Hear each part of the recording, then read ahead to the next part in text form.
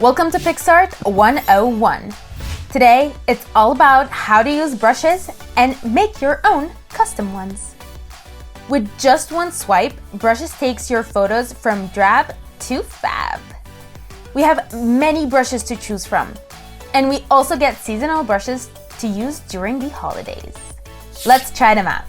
Tap on the brush. Change the size and opacity with the slider and simply just swipe your finger on the screen.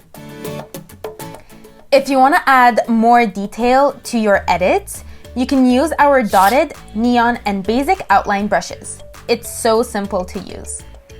Now that you've seen how the brushes work, you can make your own custom brush using stickers. Tap on the magnifying glass to search for your favorite stickers.